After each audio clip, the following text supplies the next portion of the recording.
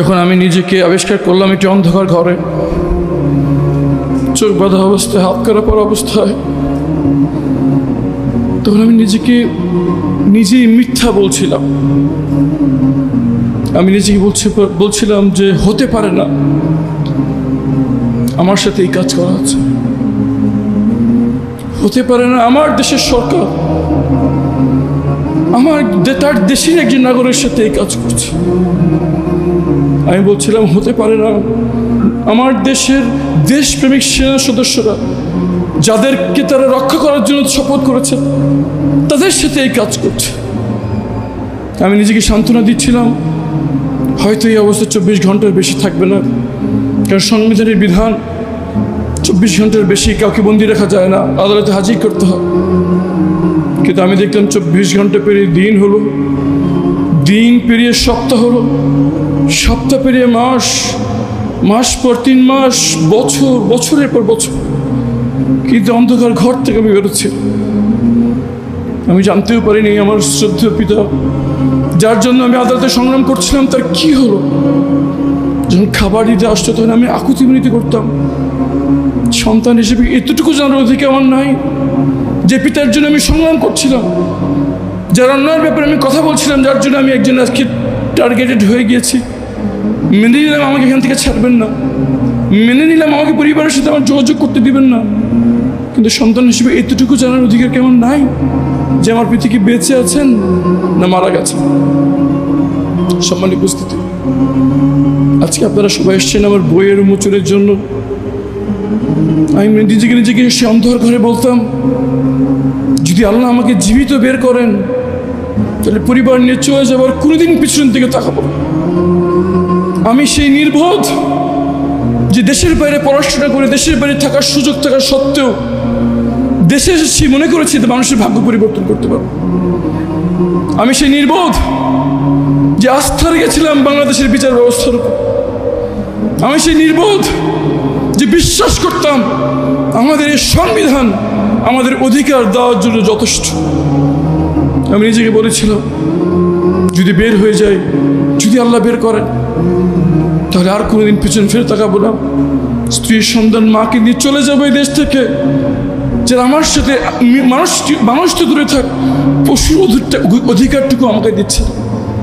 একটি পশু পাখি জন্তু জানোয়ারকে যদি আলো বাতাস ভিন ঘরে মাসের পর মাস রাখা হয়, সে বাঁচবে না। একটা মানুষকে সে কীভাবে রাখে? যেদিন আমাকে তারা বের করছিল আমি ধরে নিয়েছি এটাই শেষ। আমার কাছে খুশি লাগছিল এই যন্ত্রণা শেষ হবে, আর থাকতে হবে না এই অন্ধকার ঘরে, আর থাকতে না হবে না এই জীবন্ত কবরের ভিতরে। শেষ হয়ে আমি চলে যাবো সৃষ্টিকর্তার কাছে। সে প্রিয় মানুষদের যাদেরকে আমি ভালোবাসতাম, দুনিয়া তো তাদের দেখা পেলাম না। আল্লাহ, তুমি কালকে আমাদের ময়দানে জান্নাতে তুমি আমাদেরকে আবার একত্রিত করো। এই দোয়া করতে করতে সূরা ইয়াসিন পড়তে পড়তে আমি বেরোচ্ছি এবং অপেক্ষায় ছিলাম এখনই একটি গুলির আওয়াজ শুনবো, সব শেষ হয়ে যাবে।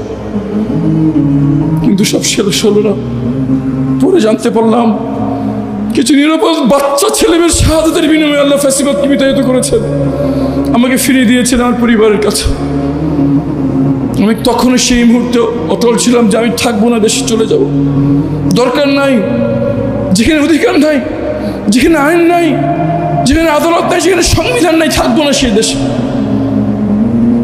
কিন্তু যখন সুমন ভাইয়ের মেয়ের দিকে তাকাই, যখন তার হাহাকার শুনি, যখন সে প্রশ্ন করে এখন আমার বাবা কোথায়, তখন মনে করি সৃষ্টিকর্তা আমাকে নিজ হাতে জীবিত রেখেছেন। আমার দায়িত্ব কথা বলা তাদের জন্য যারা জীবিত বের হতে পারেন না। আমি যখন সুমন ভাইয়ের আর্তনাদ শুনি যে বাবা তুমি আবার সুমনকে দেখছো, তখন বলি না, আসুক যত বিপদ, আসুক যত হুমকি, যাবো এই দেশ থেকে।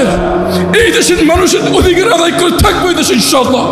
যে কদিন জীবিত আছি এই মানুষের অধিকার আদায় সংগ্রামে নিয়োজিত থাকবো ইনশাআল্লাহ। এই দেশের মানুষ রক্ত দিয়ে আমাদেরকে দ্বিতীয় জীবন দিয়েছেন। যে কদিন বেঁচে আছি, যে কদিন আল্লাহ হাত রেখেছেন, যেদিন কথা বলার সাহস আছে কথা বলে যাব।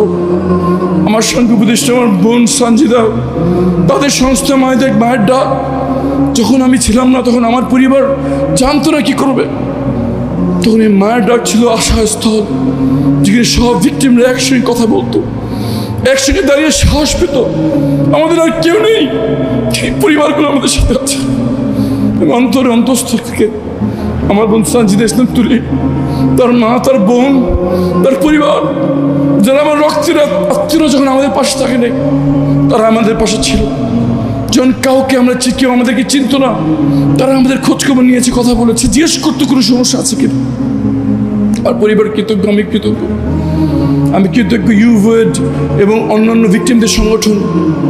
এই বিপ্লব পরবর্তী সময় আমরা মনে করেছিলাম আমাদের আর কিছু দুশ্চিন্তা থাকবে না, কিন্তু এখনো অনেক গুম ভিক্টিম যারা বেরিয়ে এসছেন জীবন নিয়ে, স্বাভাবিক জীবনে ফিরতে পারছেন না, পড়াশোনায় ভালো চাকরি হচ্ছে না, ব্যবসা করতে পারছেন না, একটা ভালো বাসা ভাড়াও দিতে পারছেন না। কেমন করে সম্ভব? এই বিপ্লবের পরও স্বাধীন বাংলাদেশে এই মানবতার জীবনযাপন। সবার মাধ্যমে আহ্বান জানাচ্ছি অন্তর্বর্তী সরকারকে, এই বোনদের জন্য কিছু করুন, এই ভাইদের জন্য কিছু করুন, এই পরিবর্তনের জন্য কিছু করুন। এই কয়েকটা গতি করে পরিবার এই মানব ইতিহাসের বর্বরতম হিংস্রতার শিকার, তাদেরকে এভাবে অসহায় ছেড়ে দেবেন না। আমি অন্তত এখানে দাঁড়িয়ে আছি, কথা বলতে পারছি, একটা বই লেখার জন্য আমাকে সহযোগিতা করেছেন।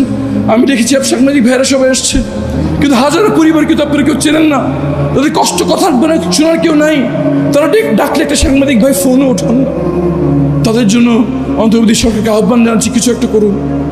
আর যদি সরকার কিছু না করে, বাংলাদেশের যারা গুণগ্রহী আছেন, মানব সেবক আছেন দেশের বাইরে, এসব পরিবারকে ভুলে যাবেন না।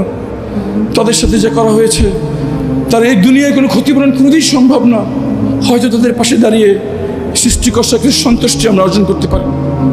আজকে শুধু এই কথা বলে শেষ করছি, আমাদের হতাশ হলে চলবে না, আমাদের আস্থা রাখতে হবে। জুলাই যোদ্ধারা আমাদের আস্থার নতুন জীবন দিয়েছেন। যখন পুলিশ বাহিনী উধাও হয়ে গিয়েছিল, তখন বাচ্চা ছেলেমেয়েরা যাদেরকে তার পিতামাতা তাদের কাছ থেকে কিছু আশা করে না, তারা রাস্তা দিয়ে ট্রাফিক কন্ট্রোল করেছেন। এই বাচ্চা ছেলেমেয়েরা আমাদেরকে আবার স্বপ্ন দেখতে শিখিয়েছে। আমি আবার স্বপ্ন দেখি এমন বাংলাদেশের, যেখানে থাকবে না আঞ্চলিকতার বৈষম্য, যেখানে থাকবে না মতাদর্শ ধর্ম নিয়ে বৈষম্য। আমার শুধু চিনবে মানুষ, আমার শুধু চিনবে কে নাগরিক।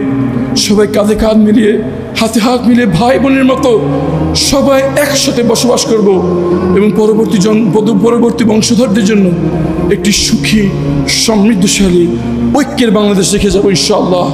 সবাইকে আহ্বান জানাচ্ছি, আসুন আমাদের এই গুম পরিবারে আমরা যে মাঠে নেমেছি, বাংলাদেশের তরুণরা যে মাঠে নেমেছে, সকল ভেদাভেদ ভুলে পুরুষ, নারী, বয়স্ক সবাই আমাদের আমরা ভুলে যাই। আমরা মানুষ এবং নাগরিক। এই বাংলাদেশ আমাদের, এই বাংলাদেশকে আমাদেরকে পরিবর্তন করতেই হবে।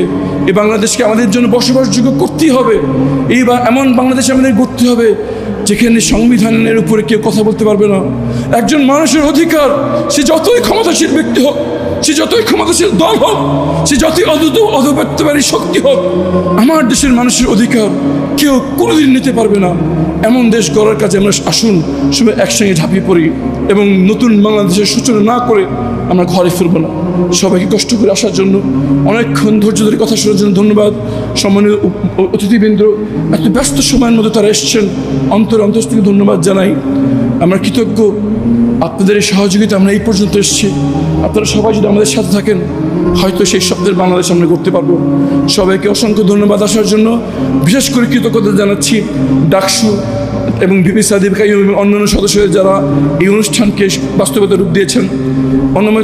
অন্তর্থিত ধন্যবাদ জানাই প্রচ্ছদ প্রকাশনী, যারা আমার লেখার কোনো হাতই ছিল না, আমি শুধু মুখে অডিও রেকর্ড করেছি, আমার বোনেরা সেটা টাইপ করেছেন, তারা সেটা একটি বইয়ে রূপান্তর করেছেন।